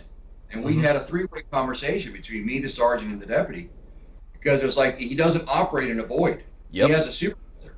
So the supervisor either has let him do this behavior and not called him on it, or has not noticed his behavior. So what's he doing as a supervisor if he's not monitoring his people? So I agree with you 100%. There are other people that need to be held accountable, for sure. Yeah. It's us. I mean, overall, this is who it is. It's us. Like, we don't ever take responsibility. Look, I'll switch you. I'll go to a different thing. Trump. I voted for Trump both times. Voted for him, everything. So, if whoever wants to get mad could get mad. When Trump said, forget due process, do you remember that? Does anyone remember that? Oh, yeah. Wrong. That was weird. Wrong. It's wrong. You know, it's wrong. When they decided to take pieces of plastic and make pieces of plastic into machine guns, wrong. Now we're gonna be mad. Now we're gonna be mad at Biden because Biden is gonna organize the ATF and Trump didn't get it together, didn't get someone nominated into the ATF. Now we're gonna be mad. Okay, we should be mad. We should push back against that person, but we have to face reality that what was done under the Trump administration when it comes to these things was also wrong. This is how we solve problems. We go, nope, due process is there for a reason. It's there for a reason. The person could be totally wrong, but it's there for a reason. We have to go through this process before we fire the person. We're not just going to jump out here and start firing people because the media is all up in arms and everyone's out there protesting and burning down their own neighborhood. We're not going to fire people. But you know what? We're living in an America where we fire someone who goes, no. Well, hold on a second, guys. We've got to do due process here. You know, it's a lynch mob mentality. It's a string them up mentality, you know, and it's scary to me. And the scariest thing about it is there's people in America who look like me who are agreeing with this when there was a time in America when people were getting lynched and there was and it was wrong. And then there's people like, no, let's just lynch people now. Let's just lynch them. Let's just go for it. Right? It's still wrong. There's nothing that makes that situation right. Yeah, I'm concerned as a former officer and instructor with the changing of the Officer Bill of Rights. You know, basically, though every state's got something different, it's just to make sure that the officer has his due process. So when you start messing with that, then you're screwing with his due process. Yes. Right? And what's the dangerous thing about that, though? Why is that so dangerous? Now, there's going to be a lot of people out there who, like, I know there's folks who hate police officers or who love them. I'm looking at this in a very practical way. I have people who I love and who I care about and who are family members that are in law enforcement. At the same time, those same people hate it when there's bad cops. They hate bad cops more than anyone. But why is it when you start tampering with this Bill of Rights that it becomes a bad thing to do? And I'm going to ask you, and then I'm going to ask Daniel, since you're both, people that were in law enforcement. I can only speak to the one in Florida, right? Because I'm not familiar with it. But it's just a fairness thing. Like, for example, one of the things is you can't be questioned at 3 o'clock in the morning. You know, you have to be questioned at a reasonable time. You know, it's more of like what we do to criminals, we want to at least do to the police officers. You know, we want to form the same due process, we want to form the same ability rights. Certain things you can't do, like you can't trick the officer into saying something, then use it in a criminal case. Most times if an officer does something bad, the criminal case comes first, and then the internal comes afterwards, because you don't want to cheat, you don't want to ever threaten or take a chance on screwing up the criminal case. But when they start talking about civilian oversight, or they start talking about changing the Bill of Rights, when they start talking about we're going to change, the standard of reasonableness, right? Everybody's judged the same way. Self-defense is self-defense. It doesn't matter if you're a cop or not, right? So are you judged in court? Would a reasonable person under the same circumstances, do the same thing. So that's the standard. So when you start screwing with the Officer Bill of Rights, you no longer have that standard. It's whatever the Officer Bill of Rights says. We're going to do A, B, C, D instead of give the man due process. So that's how I see the danger, because it's an attack on fairness. And just because you're a police officer doesn't mean you're any less of a person. You just got a different job. Okay, that's I think I get that. That's a good answer. Daniel, I'd like to see what your answer is, or hear. Well, I don't know. I've got mixed feelings about the police officer Bill of Rights. You know, if say Joe Blow goes out, commits a murder at 3 o'clock in the morning, and he gets questioned, nobody's going to protest to him getting questioned. I think police officers should be held to the same standard. I'm not so much for the police officer Bill of Rights because I feel like it gives police a little bit of extra protection, just my opinion. And I think in a true, balanced, fair system, we should also be held to the same standard, police officer or not. If you were in the right, the evidence will show that. If you were in the wrong, the evidence will show that. I don't think if you're involved in a police officer shooting that, you know, a police union rep can come in and say, hey, you can't ask him questions, you can't do this, you can't do that. I think for transparency's sake and public relations sake, I think because we are in a different time, we are in an era where police officers are being attacked. So I think from a law enforcement standpoint, we need to be proactive and work in a positive manner that's not going to compromise the officer, but it's going to give the public a little bit more access, not necessarily civilian oversight, you know, nothing like that. I'm not, you know, about all that. I'm not about regular citizens answering calls and, you know, social workers showing up to domestics and stuff like that. That's, I'll never agree to anything like that. But I think there is some reform that needs to happen, and I think the Police Officer Bill of Rights is a good thing to look at, not necessarily change or get rid of, but take a good, hard, long look at. Can I chime in? Absolutely. I don't agree with my You guys are awesome. I don't care. I love cops. I want them to have that advantage. They're out there doing a difficult job. They definitely don't need to be Monday morning, you know, somebody quarterback telling them what they could have done, whatever. Why not? No. They're out there doing a difficult job. Yes, if you want to improve their training, fine. Yes, this lady accidentally shoots a boy. I think the worst thing that should happen to her is she'll be haunted. She'll have nightmares the rest of her life. She knows what she did was wrong. Yes, the city will pay. But okay, so that's I think we all agree that particular situation is an accident, Chris. But you know, what about situations that are cops are people too. They're human beings. So like I said, most of them are professionals doing a job, but there are some people that become police officers to be bullies, right? And there are some people who abuse their power. There are people who become corrupt, who maybe start out doing something for the right reason and they become corrupt. We can't give them like blanket immunity to everything that they could just do whatever the hell. When I was looking, let me just say this: when I was looking at the video of the guy that's in the Army. I think that was Virginia. Someone will correct me here, I'm sure, if I'm wrong. What was the reason for these guys getting mad at this guy because he went to a gas station to pull over, right? And they just kept escalating when they saw him in a uniform. So here's a guy in a uniform that's a professional seeing another person in a uniform and still escalating. And still, when I look at that video, I say to myself, what's wrong with this police officer here? Why is he flying off the handle? That guy cannot have unqualified immunity.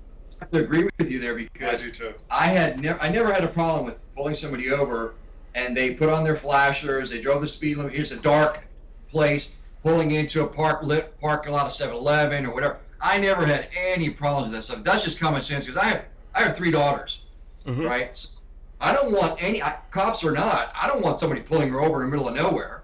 So I give them those instructions: just put on your flashers, do not speed, find a well-lit place. That's just common sense.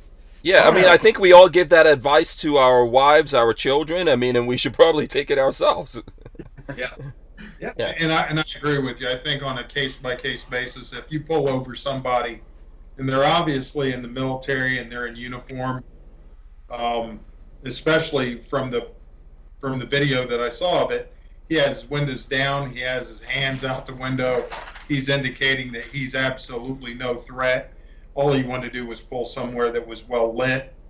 In this instance, those officers, just from what I've seen, I don't have all the facts, I don't know everything, but just limited information that was available in this incident, they could have definitely handled that a lot better. Yeah, once all they had to do was verify his ID.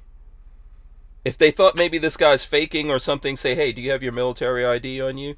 Here it goes. Okay, respect. Listen, take it easy. I pulled you over because you were doing this. Be safe, go about your business. So this is I see the juice. The juice here says, is that video real or a deep state fake? Looks like a Hollywood production because he went to a lit area. That's the reason why the video looks so good. That was a little bit. It was a crazy incident, and I'm going to have to agree with you that I think that was, from what I saw, that was inappropriate. Inappropriate, excessive, just not professional. Yeah. But there might be something off video. Who knows? Yep, we have to see. I'm not judging them or anything else. I'm just saying, limited video that the media, who I don't trust, provided me. That's the conclusion that they would want me to come up with. They want to infuriate me, and I'm not going to let that happen. I will say, though, based on what we saw, it was not good. Yeah. So my thing on this is that to talk about the officers, what was it, the Bill of Rights and stuff like that. I'm not really sure about that, but I can say this: if you make it more difficult for police officers that are out there, you're going to have a tough time getting people getting into that job. And you're going to have a tough time retaining people who are in that job. And that's one of the big problems that we have. So we have to kind of balance this and look at it as that we created this job of police officer, right? It's not us as citizens. We carry guns. We don't carry guns so that we could become police officers. That's not what we are. Right? We're doing it so we could defend and protect ourselves and our family and our property. But we create these jobs that we give to someone and we ask them to go out there and do that job. And at the end of the day, it's a dangerous job. And there's lots of risks that go along with that job. Right here, I live in a small county. Not a lot of people here. There was really never any kind of murders or anything like that when I moved here. I think since I moved, there was one murder of an old lady that hasn't been solved, which is terrible. And then 2 police officers were murdered here a few years ago, where they were having lunch and someone just walked up to them with a rifle in the diner where in the restaurant where they were having lunch and just shot them point blank. These were some guys that, probably like 6 months or something before that, I was out there training with those guys. They don't have access to a lot of training and all this kind of stuff, right? Small town deputies. So it's a dangerous thing. So we want people to do this, not do it for a lot of money. In cases like here where this is maybe like small in terms of numbers, but massive in terms of size. And these guys could be out on a farm somewhere and get into trouble with someone and it can completely disappear, right? Yeah. So how do we balance this off where we even get people becoming police officers and doing this job and taking up the mantle and becoming a professional and have some kind of protection for the fact that if you take this job, you're definitely getting into something? Yeah. That's the tough question. It just boils down to 2 things: training and accountability. Because like I said earlier, every police officer every deputy, he has a sergeant, there's a lieutenant, there's a captain, and there's an accountability chain. If you have an officer that's extremely aggressive, there's a first incident. When there's a second, third, fourth, and fifth, and your supervisor doesn't do anything about it, you got to yank him back and pull him back and say, yo, calm your ass down. Mm-hmm. All right, let's talk about this. And then you give him some training. You document it. Chris, I think he's having PTSD there on you. It's okay. It's okay. Yeah. All the time. Yeah. The only thing I can equate it to is the only thing I know. And right now,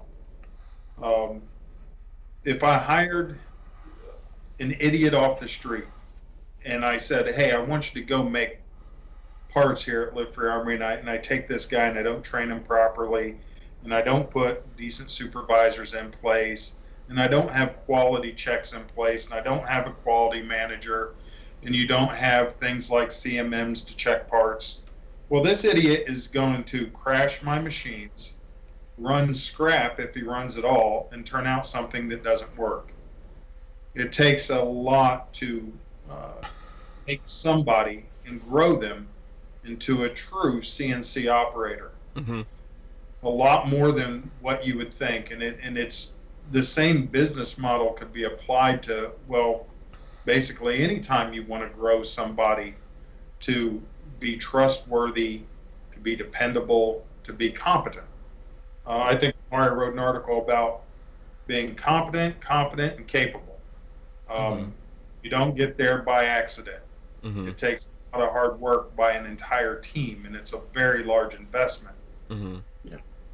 Really, the only exposure I have to that is here under this roof. Mm-hmm. I don't know if to apply that in law enforcement. Armory does. But I think that sounds like a pretty good place to start, is just investing not just by raising officer pay, but Mm-hmm. investing in infrastructure that surrounds it, Mm-hmm. and start turning out higher quality people. But that is, when we're talking about here, it's multi-million-dollar just to turn out a stupid Glock slide. Imagine how many millions it would be to turn out a professional law enforcement officer. Mm-hmm. And I can't imagine how much it would cost. Yeah, I want to make it clear to other officers that are in the audience, I'm not anti-cop. Mm-hmm. very, very proud of being a cop for 30 years. Mm-hmm. And the academy teaches you the latest, most up-to-date information. Florida has a great system. My concerns come post-academy. When you go into your agency, you do their training, you go into a field training officer program, you do X number of weeks in that. More often than not, you get a field training officer that says, that was the academy. We don't do that in the real world. Mm-hmm. Talk to any police officer and you ask him about that, and he'll tell you that he has heard that or experienced that. So it's actually my concerns about when I say training is post-academy, you're working, you've made it off your year probation, and now you're on the street by yourself doing your thing. What do you do on a daily, weekly, monthly basis to keep your skills current? Mm-hmm. Right? You go to the range on your own. Do you practice your defensive tactics? Do you understand that this is not about fighting, it's about obtaining control, right? It's about doing your job. You can't take it personal. So that's what I'm talking about. It's the Mm-hmm. post. What do you do in the next 25 years? I mean, let's face it. You see a police officer, doesn't exactly look like he's in shape. Now, part of that is because he's wearing 35 pounds of extra stuff, and he's wearing a vest. But also, he's had one ho-ho too many because he's working off-duty jobs. He's fighting with the wife. So how many times does he go to the gym? How many times does he go train? So that's what I'm talking about. And it adds up cumulative. You get rusty. You just a different animal takes over the years. Yeah. So training is a must. Yeah, I don't think in any way that you're being anti-cop, Amari. I don't know if any of us really are here. I think that what we're trying to do is solve the problem, because obviously the politicians aren't being businessmen like you're saying, Chris, and actually, you know, paying attention to what the problem is here and taking you know, personal responsibility for what's happening, right? You know, I do want to go back, and I just want to say that I don't think anybody here is anti-cop, but I am blindly pro-cop, and I am always in their corner, and I genuinely, I could never see myself on a jury convicting a cop. They would have to show me a lot of things. They'd have to bring his mother into. Dave Chappelle did it. The level that you would have to go to. All right, you might be taking it too far. I mean, they're human beings. Look, you know who I see is the toughest critic of police officers? Just like Armory, just like Daniel, the people who I see that are the toughest critic of police officers are in fact police officers. Yep. Yeah. One bad cop will ruin years of your work and building in a neighborhood trust. He'll come out, show his behind, and now that community thinks that every cop that goes into their neighborhood is a bad cop. Yeah. Hell yeah, we don't like bad cops. Absolutely. Daniel, go ahead. I know we have, you know, you got to jump in here, Daniel. Here with them. Yeah. And like you said, I'm not anti-cop. I'm not to the point to where, you know, I'm like this fella, but I'm pro accountability. I'm pro getting more training and even more specialized training, like for mental health people with mental health problems, specialized training and stuff like that. Special needs. There's a lot of areas we can improve in, and I think the only way to do that is start a legitimate conversation and take a critical look at ourselves. Yeah, I agree. Yeah. There's so many, I would say this, that there's so many problems, and it's not just the law enforcement problem that we're facing in America. So, look, teaching is horrible, right? But we can't get anything done about teaching because teachers' unions are really strong. They're going to jump in there, oh, don't say anything about the teachers, or whatever. Right. You know, there's a lot of things that we need to re-examine in order to make them run or function better in America. But this is a thing that we all ask for. No community really wants to have no cops there. Good luck to you having no cops. Now, I think that everyone in America should have access to their Second Amendment and realize that they're their first responders. I believe that. And all the other things I said about policing, that I think they need to be better vetted, better trained, retrained, better compensated, all that kind of stuff. But, you know, ultimately here, we've got problems because we don't want to actually fix the problems that we have, and we are asking for these people to be out there doing this job. We're asking for it. That's a good point, because you know, everybody wants to be a wolf until you have to do wolf things, right? So you want the best police force, but we also don't look at the other side of that. Do we support the police? Do we help the police? You know, we also don't look at the bad guy. And I'm not trying to make light of this, please. Don't think I'm trying to make light of it. But one of the biggest things you can do is don't run. If a police officer stops you, don't run. And that takes away everything, other possibility of you getting hurt or whatever, especially if he's a bad cop. Mm-hmm. So why are you giving the officer this excuse?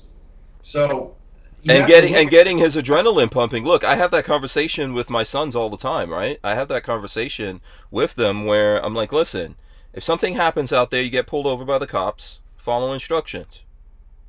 You know, first of all, don't do bad things. But if you get into trouble, you follow instructions, and as long as you stay alive, then I could do something about it. Right. We'll deal with this in court. If he's a bad cop, we'll file a formal complaint. We'll hire attorneys. We'll deal with it. You have recourse. You're going to be inconvenienced. You might be inconvenienced, but you have recourse. Yeah. But as soon as you point a gun, you take out a knife, you run, you try to run somebody over with a car, I mean, you change the equation. Yeah. And you change the equation, you're going to change the answer. You're going to change the outcome. I mean, look, one of the things, so I have like a video on my main channel that people keep going back to um, of me getting pulled over and everything. And everyone says to me, because they disarmed me and all this kind of stuff, and it's here in Florida, and everyone's like, why the hell are you letting them disarm you? Why are you doing this? I keep telling them, look, my goal was to get back to my kids. That was my goal. If these guys did something wrong, my goal was to get back home to my kids, and I could deal with that later.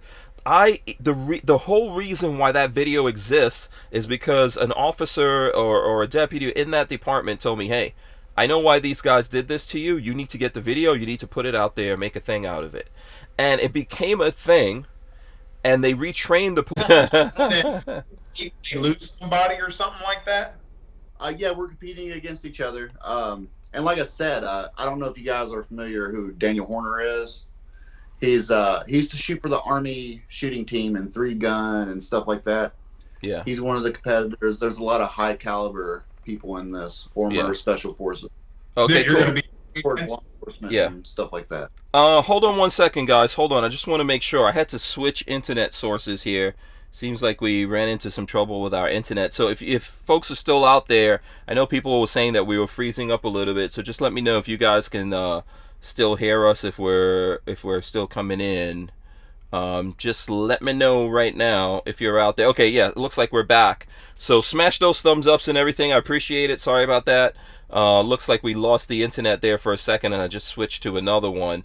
Okay, so Daniel's telling us that he's going to be on Surviving Man, right? And I know that. Huh?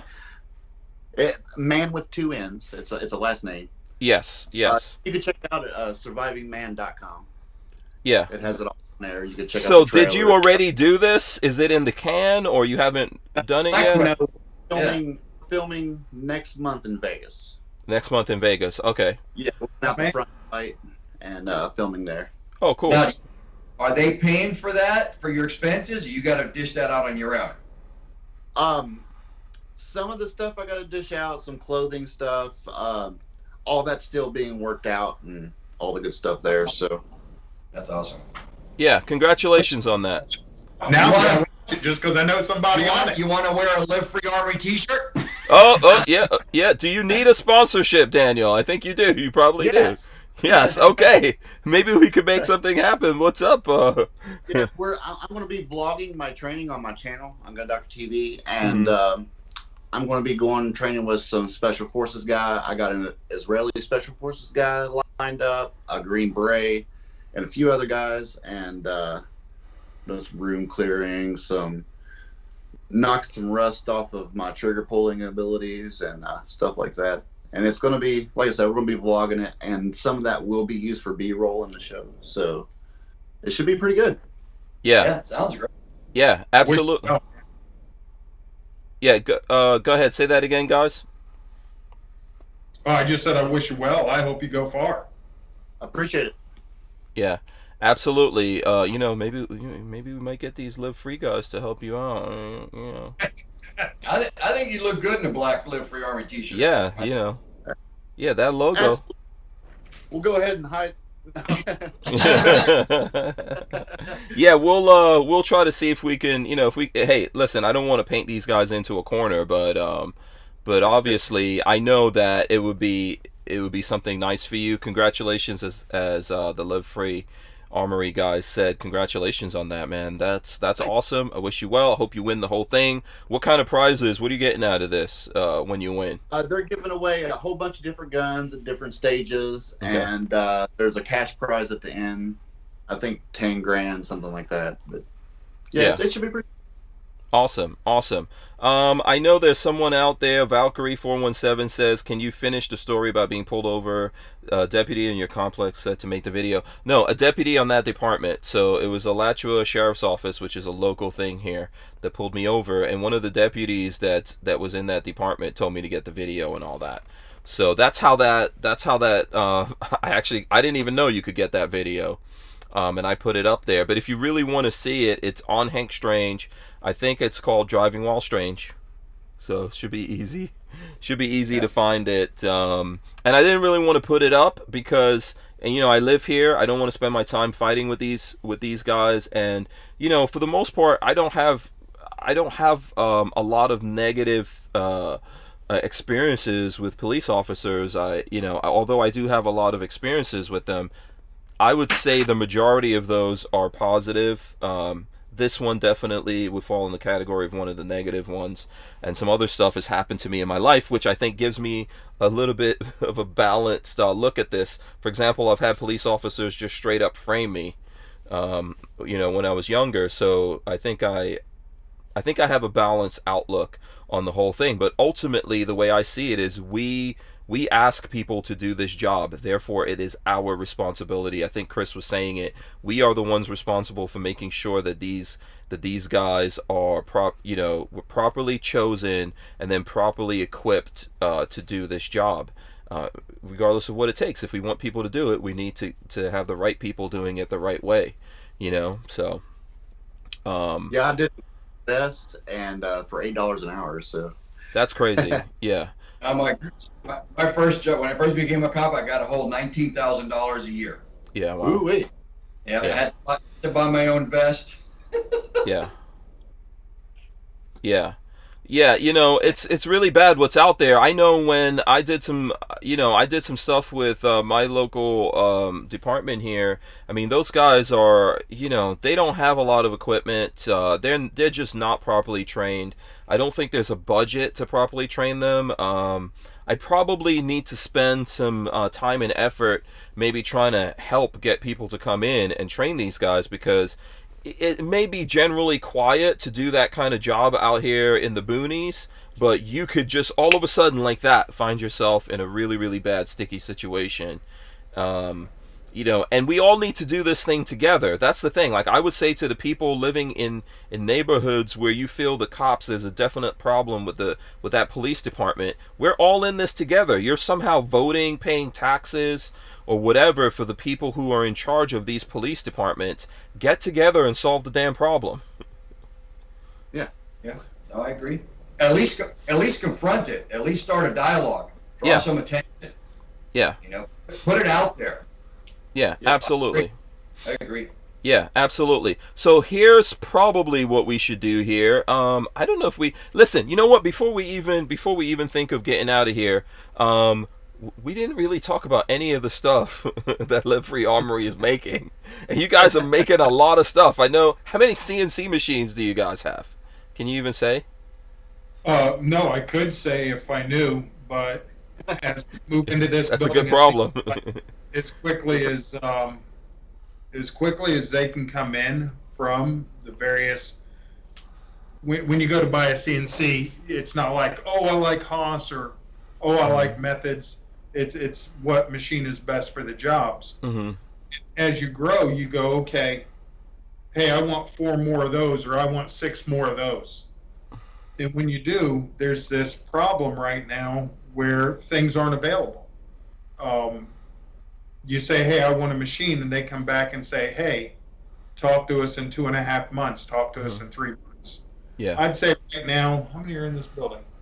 Couldn't tell you. I know we just got 16 new ones. That I Oh, know. wow. So you guys have probably, wow. so you've got around 30, 40? No. I'd say closer to 60 in this Wow. building. Okay. Yeah. Oh, wow. Things. That's Um, that's a lot. That's impressive. Well, Yeah. it's not what I bought or what's coming. Mm-hmm. But there's a huge problem right now when ordering things and getting them, I just found out, kind of surprised, it's not just in manufacturing. I tried to buy my wife some kitchen appliances. Mm-hmm. I don't know if you guys are aware of this. Don't go to an appliance store and actually expect to leave with your appliances. It's not going to happen. Yeah, I think there's a chip shortage going on right now. Told me it was a wiring harness shortage, Okay. and all I tried to buy was a decent kitchen package, and they said we can supply you with one of those 5 items. The rest are going to be on hold. It can take 8 months to a year. Wow. And we're talking about a double oven, a double wall oven. Mm-hmm. I can't believe how backlogged they are. So I'm glad to see that it's just not in manufacturing. I guess it's affecting wall ovens too.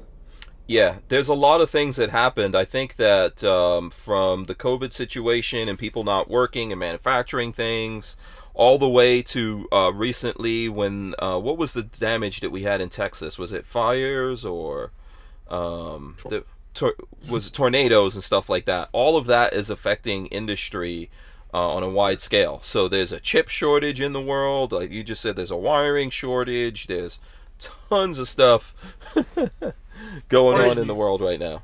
Everybody is still blaming COVID. So yeah, now we get that excuse every day.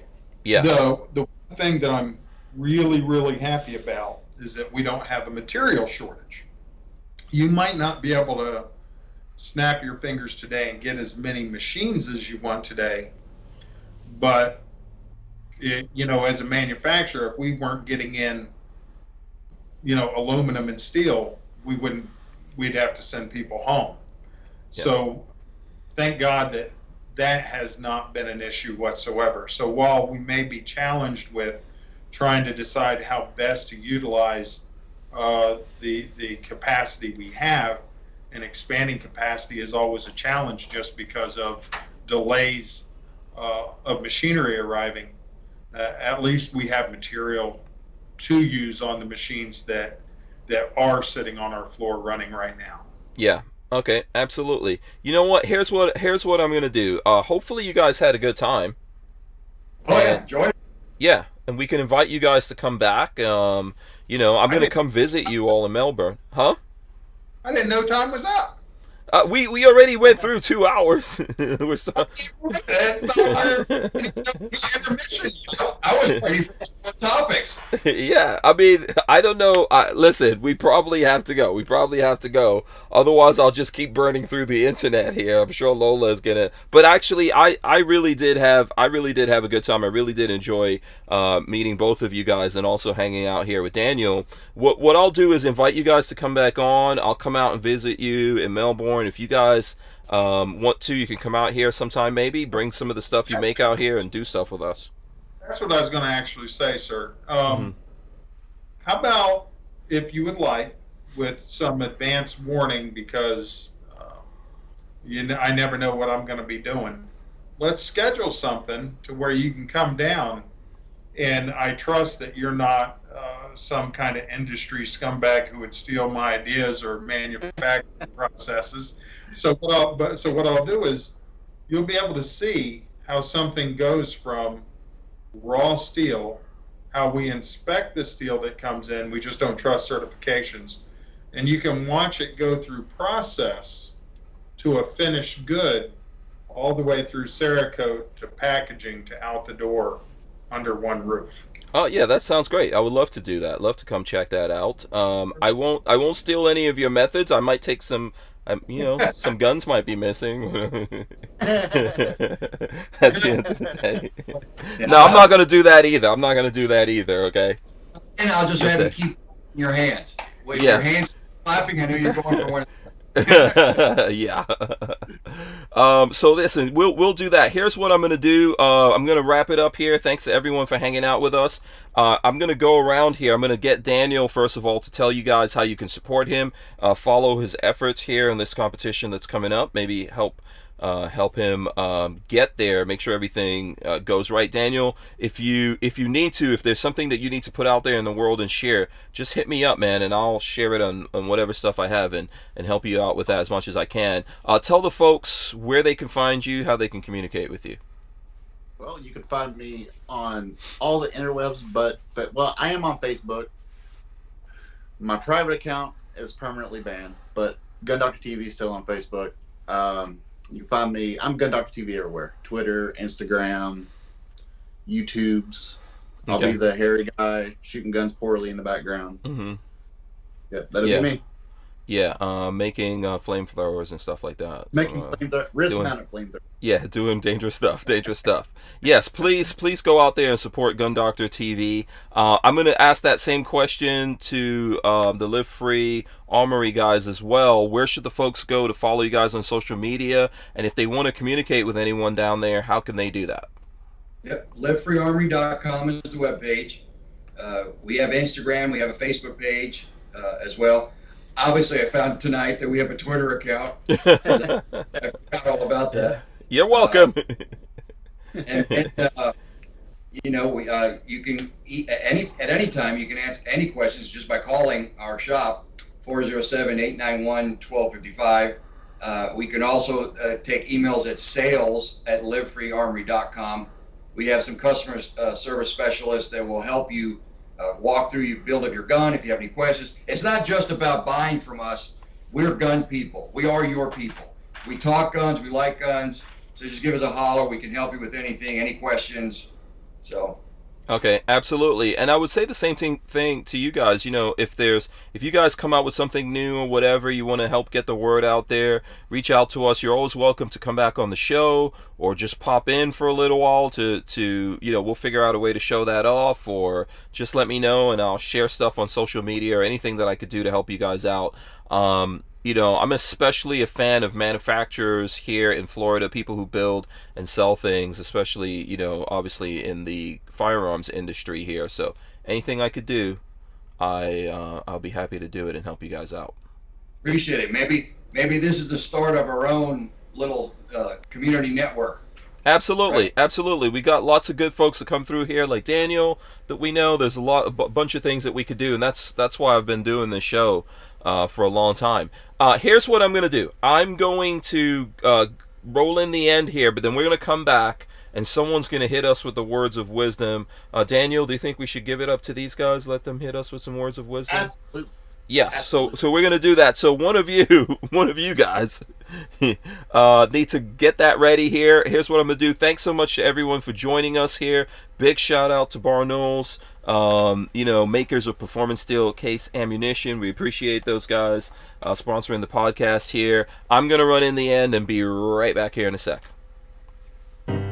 Alright guys, thanks for watching the show here. We really appreciate you all. Make sure you smash the subscribe button, ring the bell so you can be notified every time we go live. We're going to rip the audio out of this and put it up on iTunes and all the other places that you get your audio podcasts from. Big thanks to GunDoctorTV as well as Live Free Armory. Okay, what words of wisdom do you guys have for us before we get out of here? My words of wisdom are smooth is fast, fast isn't fast. So work on your technique. Get the technique down and speed will come. All right, awesome. There you go. That was good. Can't argue with that, right? That was great. Thanks so much, guys. We'll see you tomorrow. We're out of here. Peace.